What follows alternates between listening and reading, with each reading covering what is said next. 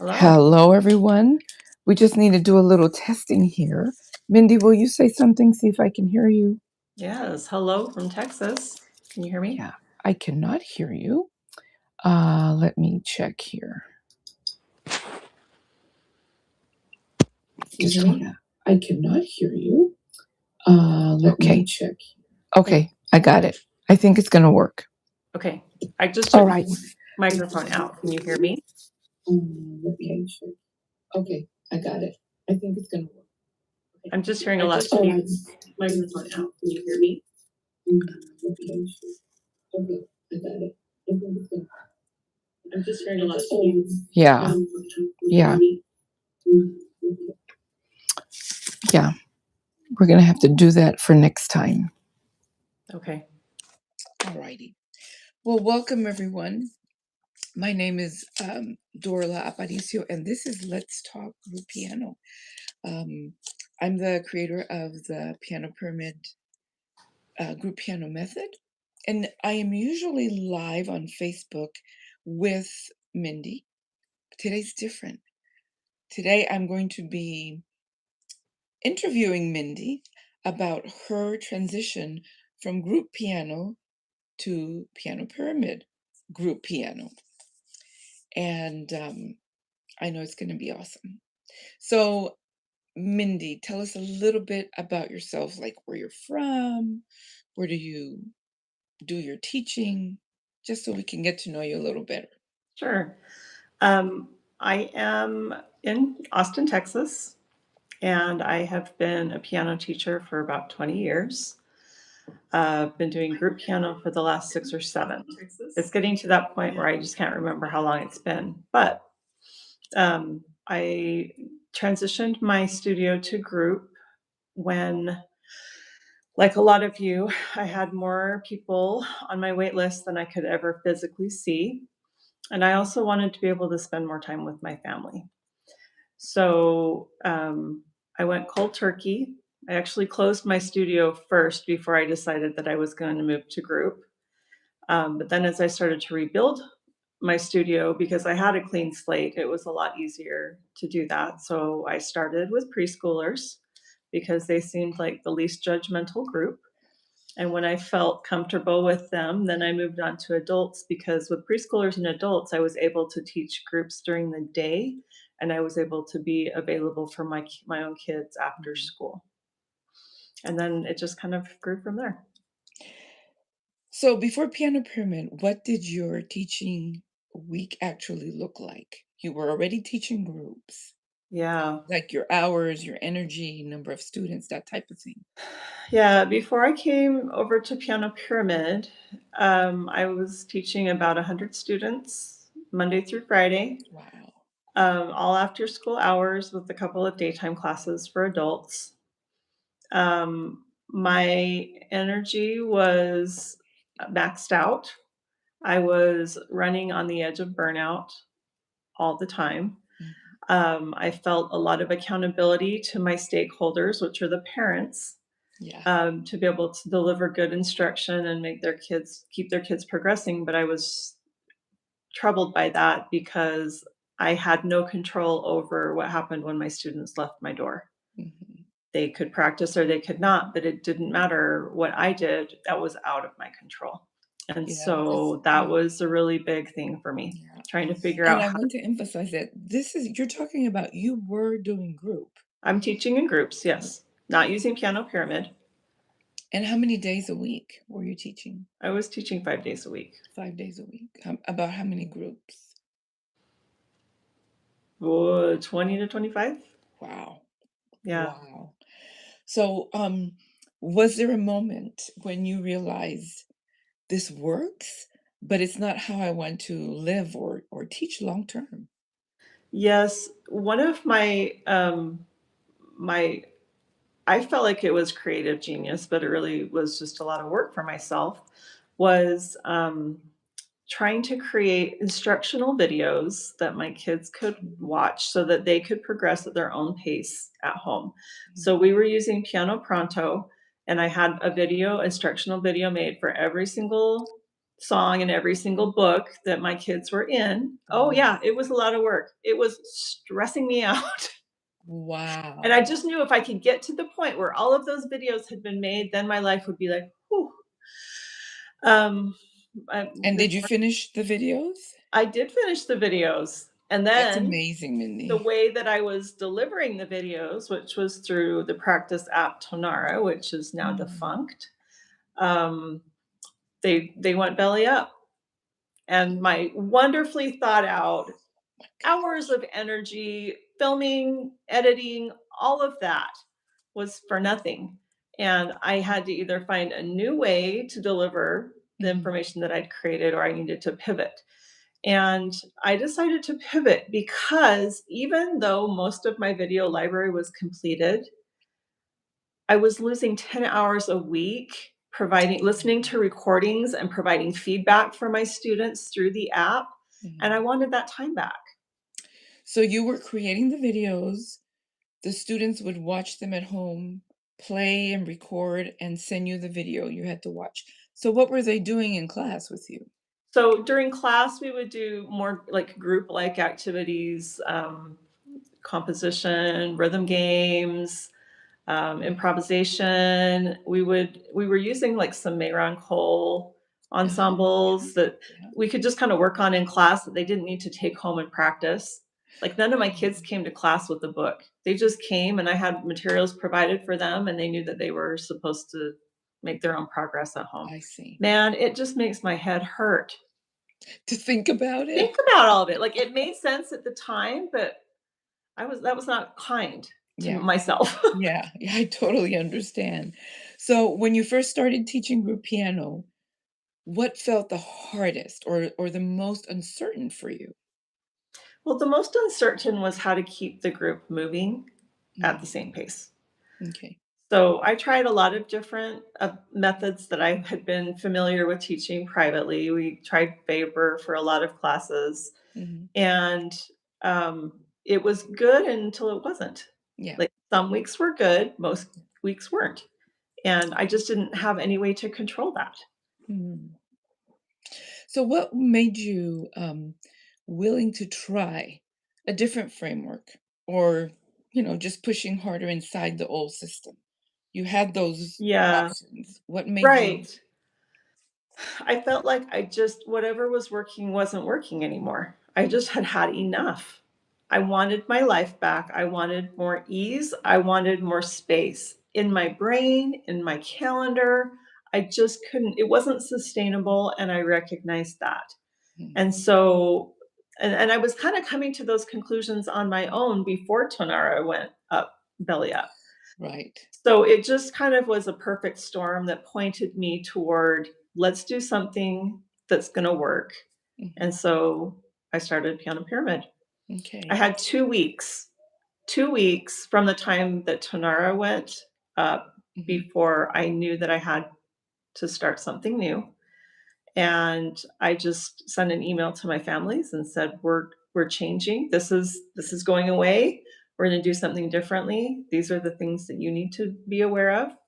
And I had my 4 kids help me create a million binders so that everybody was ready to go, Yes.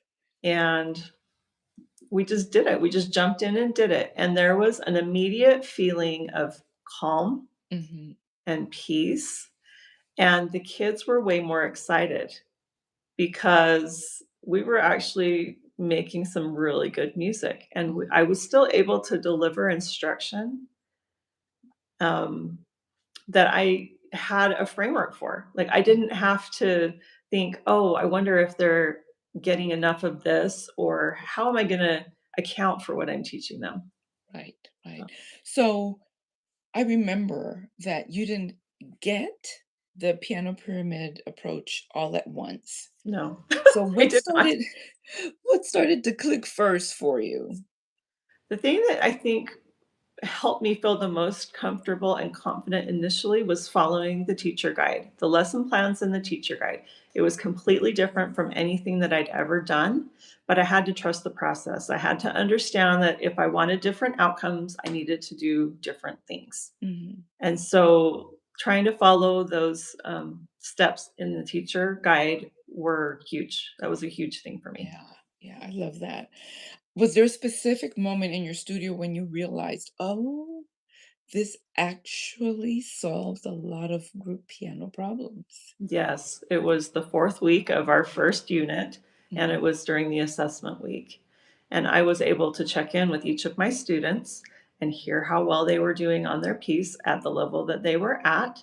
And, um, like, they were getting the theory, they were getting the scales, they were mhm. getting the piece, and, everybody was able to do it at their own level. And I was just like, "This is amazing, and I have data that I can share with parents." Yeah, I know now exactly what their kid how well their kid is doing, and yeah, it was amazing.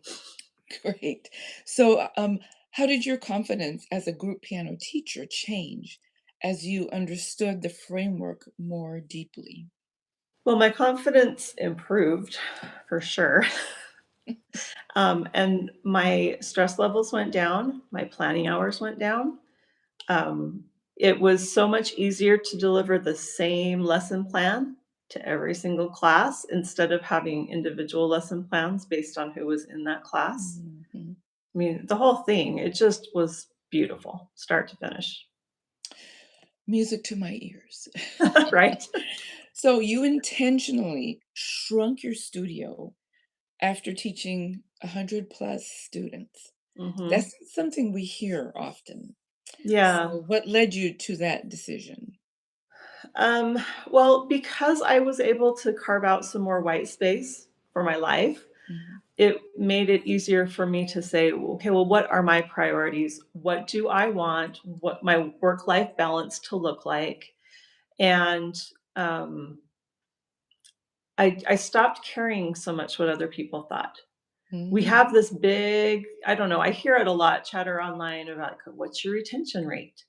And everything, as if that's the only marker that can prove that we're competent. mm, And, if I continued to have a retention rate that I was keeping and continuing to grow, mhm, then there was no way I was gonna be able to have that calm that I was seeking.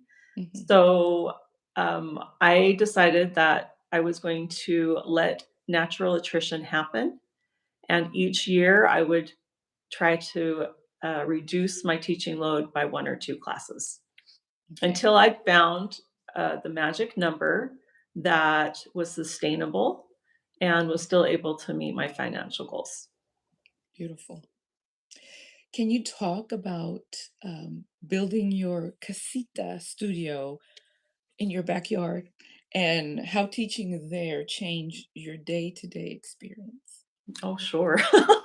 I live in a small home, 1,600 square feet, and there's 6 of us that live there. I had completely commandeered the entire front space of the house so that I could put all of those pianos in there and teach. I was noticing that my family would not move around the house because they didn't want to distract my students. So they would be sequestered in their bedrooms until I was done teaching. Mm, Or they would come out when they were starving and I still had another class, and they would just start dinner as quietly as they could. My mhm, kids were also turning into teenagers, and I knew that friendships were important and I needed to be able to have a place for them to gather with their friends. So I just, just kind of happened like the right people come into your path at the right time. And one of my piano students was working for a company that built affordable dwelling mhm, units for your house, like tacked on or separate from your house. And so that just lit a fire inside where I thought, I can give my family their house back. They don't have to tiptoe around anymore. Like they can have their lives and it's not dependent on me and what I'm doing. So moving my studio, we built this little studio in the backyard. mhm. It's a separate outbuilding and created a footpath that goes down the side of the house to lead back here. Um, it's been amazing gift for my family. Like, they have their house back, they aren't trying to live on top of each other, they have freedom of movement. I am able to continue to work and provide for them, but I Mm, don't have to do it in their space, and that's been awesome, amazing. So I awesome. think it's also been a little bit of a relief for my students too, because they could tell Mm, that they were infringing on a family life, and now they don't have to think about it. They just yeah, come back here and yeah. yeah, that's great. So, what does a good teaching week look like for you now compared to a few years ago? Every week is a good teaching week. um, because I follow the piano pyramid framework, I know exactly what's coming next and what I need to do to prepare for each week. My prep time has dramatically decreased. I can literally open my teacher guide on Monday morning and read through the lesson plan and formulate how I'm going to teach those things in my head, and we just go. Mhm. That's always such a stress reliever Mhm. when you don't have to be planning all the time. Oh, yeah. Yeah. And also, I think understanding the framework gives me a little more flexibility for when I want to do something a little different or a Right. little fun or something in addition to it. Mhm. So, What differences do you notice in your students now, like in confidence or rhythm and musicality? Yeah. yeah, all of those are huge. I did notice immediately, that was one of the first things that I noticed was how much more attentive we were to rhythm. And it was funny because when they were coming before and we would be playing all these rhythm games and stuff, like they understood intellectually, but they had no outlet to actually apply it. And so every single week we're doing applied rhythm and applied theory. And Yep. that was a huge one for me. Mhm. Like, wow, you guys can do it. You actually can count a half note, you know? Um, We can all count it together. Together at the same Yeah. time. Yeah. Yeah. Yeah, and it was really easy to tell somebody who was like, "I'm done," and we still have 12 measures left. Yeah. Well, that didn't necessarily sound awesome. Right, right. To we need to stay together as a team, and so it was promoting teamwork. Mhm. Then as I got more confident in teaching, we started to look at, elements of musicality like dynamics, expression, Mhm. listening to each other as a team, and, like, the sound that we were putting out as a whole. The quarterly or the semester performance opportunities Mhm. became a really good opportunity for uh, holding my students accountable for what they were going to provide for the people at our performances. Yeah. Yeah. So, my students, I feel, are overall happier. Those Mhm. who want to work are going gangbusters. They're leveling up on a very frequent cadence. They love that they can do that and they're not being held back by the class. And the kids that never practice, that just come to class and have a great time, like they're Hmm. happy too because they can still be a part of something bigger than themselves without having to have a rigorous practice schedule. Yeah. So it really does accommodate for everybody. So, going back to what you said about those that don't practice, how does it feel to watch students move at their own pace without constantly rearranging your schedule, as in putting, okay, I need this student is still at this level, they need to be in this class, each student can be in their own lane, Mhm. but together. Yeah. So, how does that feel to them? Well, how does it feel to you to watch that happen? I love it. I love it, because I'm having individual touch points with them once a month through our assessments. It's easy for me to see what they're doing well, and where they are in their progress, and so then it's easier for me to start pushing them a little bit more, challenging them toward the next thing. We're talking with their parents and saying, "I think your kid's pretty capable. He could probably level up, but this is the support I need you to give them to get ready for that." Mhm. Um, yeah, it's and then it's fun to see, like, when kids level up in the class and everyone else is like, "Oh, you have a new binder. Oh, maybe I can get in on that gig too." So, I had always heard about the positive peer pressure that you would see from kids who practiced for those that didn't. And I've never really seen it until I started Piano Pyramid and Mm, just let people move at the pace that they needed to move, and then how motivating that can still be for their classmates. right, right. Um, what do parents notice? Or do they comment on anything since you transitioned fully to the piano pyramid approach? Yeah. Um, my parents love the semester performances that we Mm, do in December and May, and we just do them during class time. So I don't require anything outside of regular scheduled stuff. They love it because they are hearing their kid. If their kid is practicing, they're hearing their kid play one thing. And then when we put all of our parts together, they mhm. come and they're just like, wow, right? Yeah, Um, that is cool. yeah, I have fantastic feedback from parents. They're very, very happy. Okay.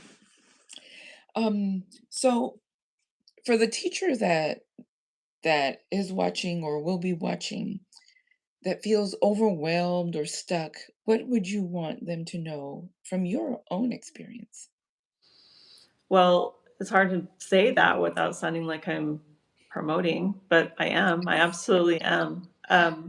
The piano pyramid framework has changed my life, and I am not afraid to make that bold statement. Not just my teaching life, but my life, literally. It has given me space. It has given me confidence. It has given me time. And I'm still able to do this amazing work, helping these kids, Mm, feel on fire for music, and I'm turning out better musicians because of the ensemble experience. And so there's just like you talk about any point of my life that's improved, and it's probably been touched by Piano Pyramid. So if you probably. are frustrated or things aren't quite working the way you want it to, follow the framework, follow the lesson plans, do it the Yeah. way Dorla set it up because there's good reason for it and it works. Yeah. So what would you say to someone who loves group piano, wants to try group piano, but worries about it being chaotic or exhausting? Okay, so like somebody that wants to teach group that hasn't taught group before? Yeah. Yeah. Oh my goodness, save yourself the headache and go right to Piano Pyramid. Because like Yes, really Mindy. Yes, I love that answer. But why? but why? Well, because you can deliver an amazing experience from the very first class. And you're gonna have less headache trying to figure out what's gonna work. Like, you're gonna have to get the curriculum, get it ready for your students, you're gonna have to probably buy a few pianos. That's gonna be the extent of your stress and your preparation, because from the very first class, regardless of who is in the class, like, your scheduling is gonna be easier. Mhm. Yeah, I think it would be a wonderful way to start to fresh. start. Yeah, yeah. Yeah.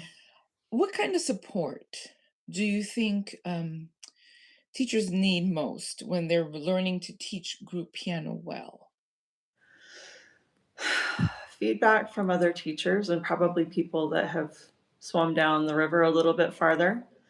Um, for people who aren't aware, those that belong to the Piano Pyramid Academy have the opportunity to talk with Dorla one on one. And that saved me in several instances where I was like, this is different. I have a question. How does this need to be executed?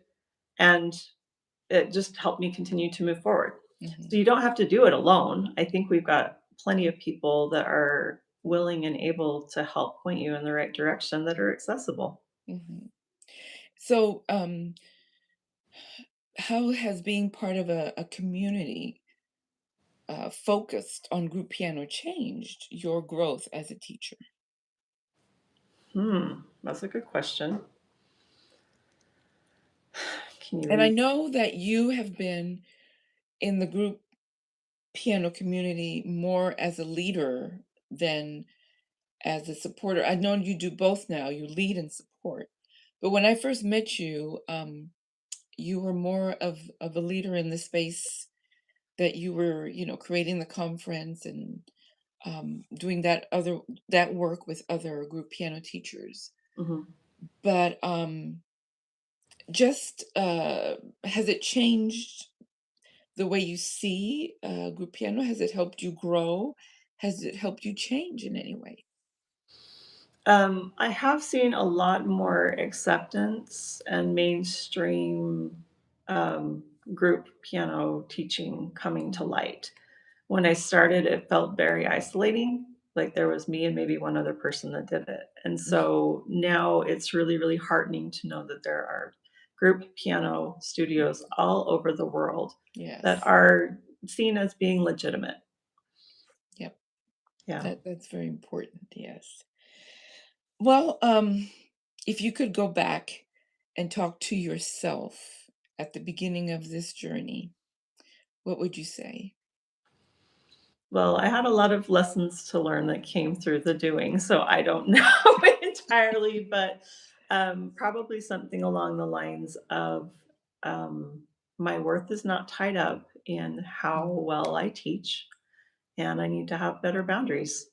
I right. need to know what it is that I want so that I can be clear on where I'm going, and I feel like I fumbled through the dark a lot trying to find my way, and if there was one thing I could go back to tell myself, it would just be take a deep breath, know what you want, and then move forward in confidence. Yeah. Good words. Good words. Thank you so much, Mindy. Yeah. To those viewers, thank you for watching and listening. We will be together again probably next week talking about group piano. I won't be interviewing Mindy, even though her story is one of my favorites. But mostly we'll be here attempting to answer your group piano questions Mhm. and letting you know that it's possible to do it. It's not the easiest thing to do, especially when you're getting started. But the important thing is to get started and to have support. And we offer that with Piano Pyramid Academy or with the ensembles that you use for your group piano classes. And so we want you to know that we're here for Yeah. you. Um, and it would be amazing to have every group piano teacher have a similar story as Mindy's. And thank you for sharing that, Mindy. Yeah, absolutely. All righty. Thanks, everyone. Bye Okay. bye. Bye.